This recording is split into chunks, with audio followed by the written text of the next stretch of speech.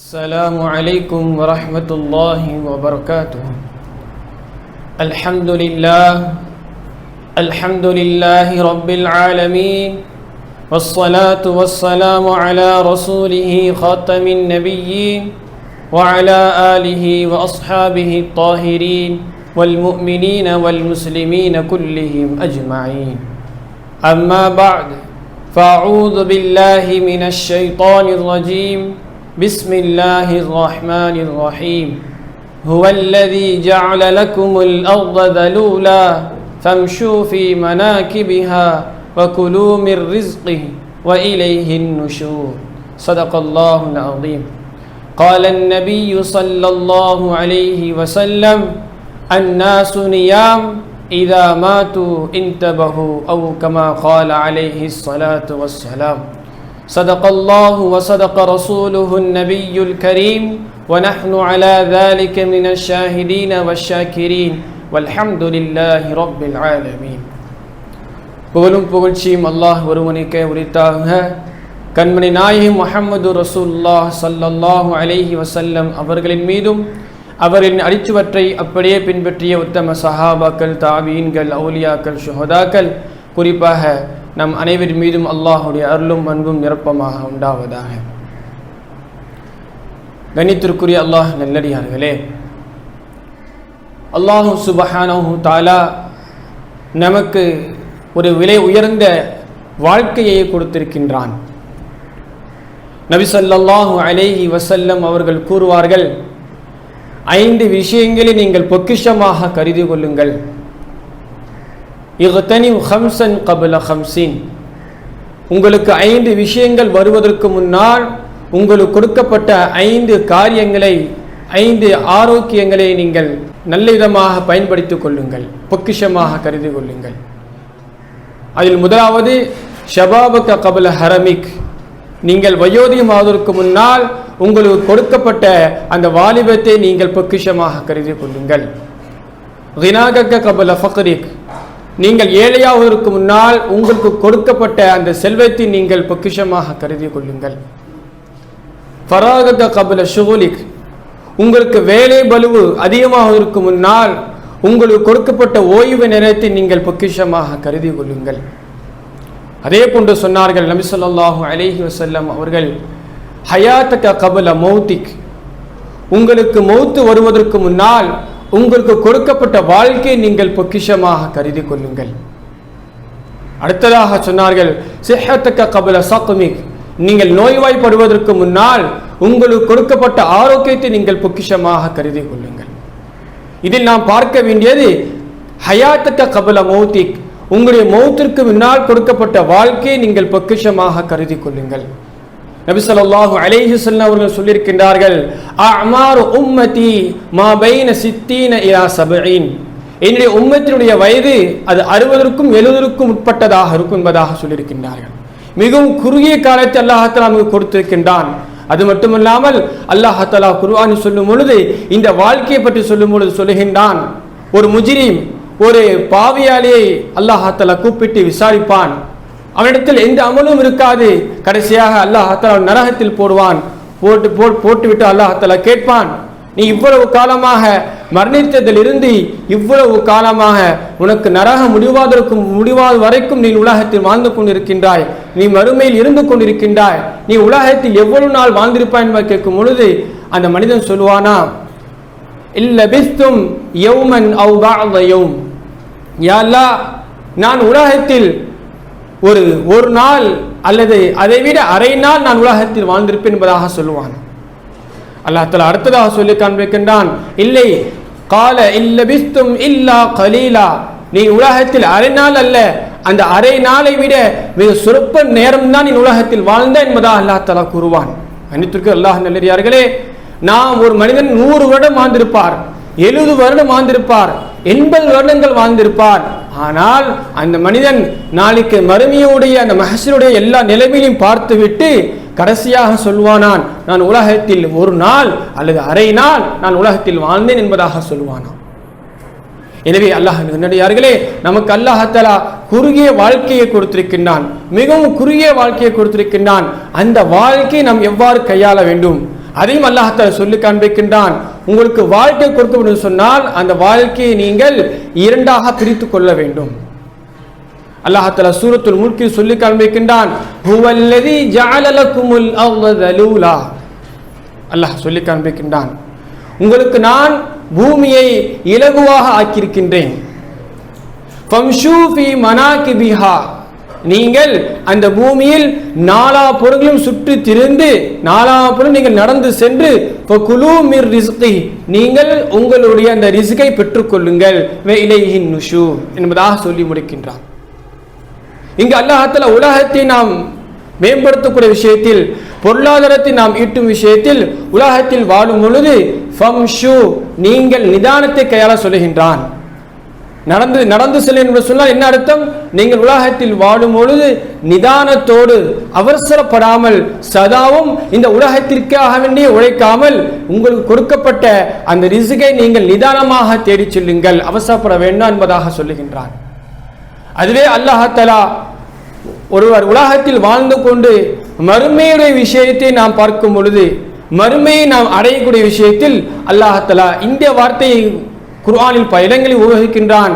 வசாரிஉ இலா மக்ஃபிரத்தின் மிர் ரப்பிக்கும், நீங்கள் அல்லாஹ்விடத்தில் பாவமீட்சி கேட்பதற்காக வேண்டி, நீங்கள் செய்த பாவத்திற்காக வேண்டி அல்லாஹ்விடத்தில் நீங்கள் தௌபா செய்வதற்காக வேண்டி, வசாரிஉ, நீங்கள் தாமதம் செய்ய வேண்டாம், விரைவாக தௌபாவை செய்து முடியுங்கள். ஃபஸ்தபிகுல் கைராத், நீங்கள் மறுமையை அடையும் விஷயத்தில் ஒருவருக்கொருவர் தாமதம் காட்ட வேண்டாம், மாறாக நீங்கள் ஒருவருக்கொருவர் போட்டி போட்டுக் கொண்டு செல்லுங்கள். சூரத்துல் ஜும்ஆவில் சொல்லுகின்றான், யா அய்யுஹல்லதீன ஆமனு இதா நூதிய லிஸ்ஸலாத்தி மின் யௌமில் ஜும்ஆ, உங்களுக்கு தொழுகையின் பக்கம் அழைக்கப்பட்டு விட்டால், பாங்கு சொல்லப்பட்டு விட்டால், ஃபஸ்அவ் இலா திக்ரில்லாஹ், நீங்கள் அந்த தொழுகையின் பக்கம் விரைந்து செல்லுங்கள் என்பதாக கூறுகின்றான். இன்னும் ஒரு படி மேலாக ஃபஃபிர்ரு இலல்லாஹ், நீங்கள் அல்லாஹ்வை நெருங்கும் விஷயத்தில், அல்லாஹ்வை அடையும் விஷயத்தில் ஃபஃபிர்ரு, நீங்கள் அவனின் பக்கம் விரண்டு ஓடுங்கள், விரண்டு வாருங்கள் என்பதாக அல்லாஹ் தஆலா சொல்லுகின்றான்.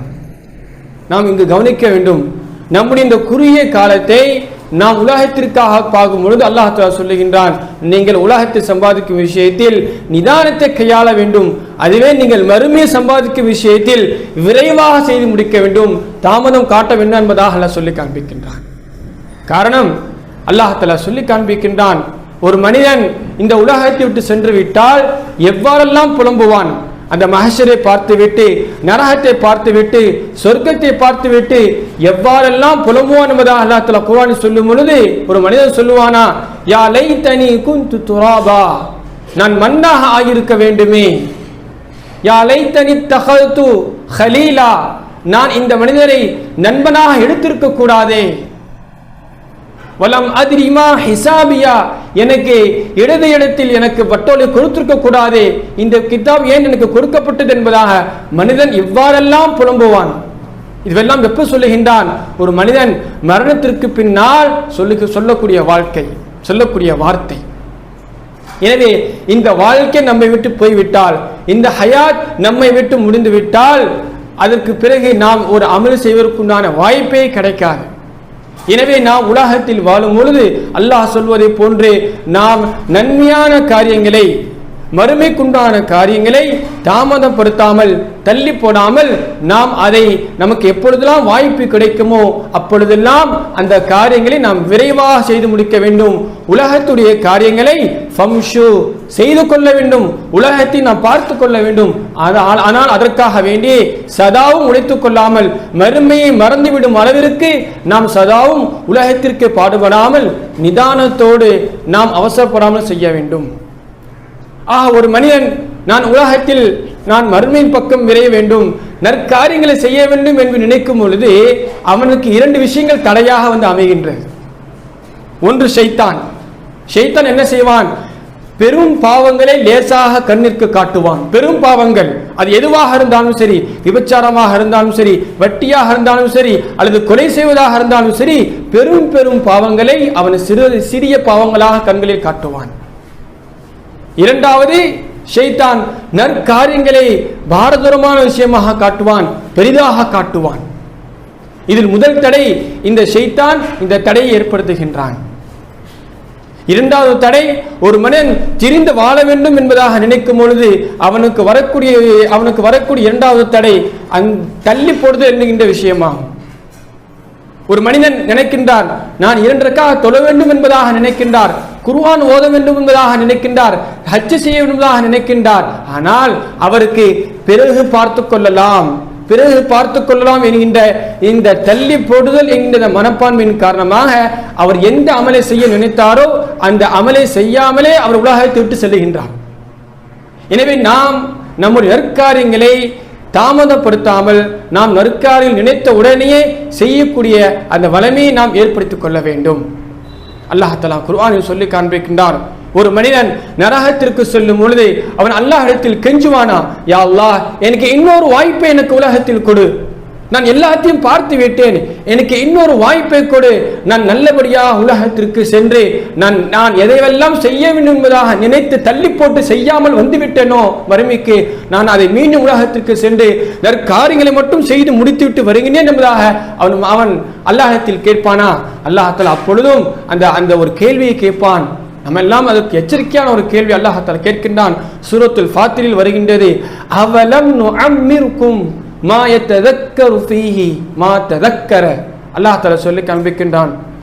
அந்த மனிதனை பற்றி கேட்பானா, ஓ மனிதா, நீ உலகத்தில் திரும்பி வாழ்வதற்குண்டான வாய்ப்பை, சந்தர்ப்பத்தை, வயதை நான் உனக்கு கொடுக்கவில்லையா என்பதாக அல்லாஹ் தஆலா கேட்பானா? இதிலிருந்து நமக்கு என்ன விளங்குகின்றது?